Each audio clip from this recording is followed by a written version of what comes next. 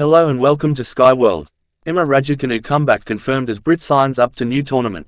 EmmaRaducanu is set to make her return after more than 8 months on the sidelines. EmmaRaducanu will officially make her comeback at the start of 2024 after receiving a wildcard for the ASB Classic in Auckland. The tournament begins on January 1st as part of the build-up to the Australian Open and will be her first since April of this year. The Brit has been sidelined since undergoing 3 surgeries in the spring.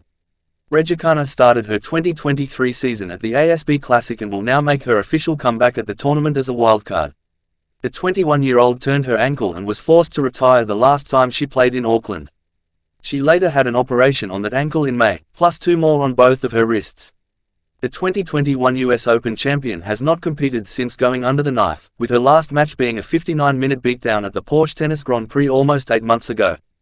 But she will now be back in action in the first week of January at the WTA 250 event, with the likes of Coco Gauff and Caroline Wozniacki also signed up to play Auckland. After more than half a year on the sidelines, Raducanu is currently allowed to compete using her protected ranking of number 103, which is significantly higher than her current standing of number 296 in the world. But with a wildcard for her comeback event, she won't need to rely on the special injury ranking to compete in New Zealand.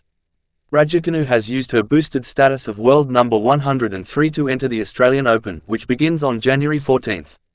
But the cutoff for the main draw is higher than usual, with multiple other players returning using their own protected rankings.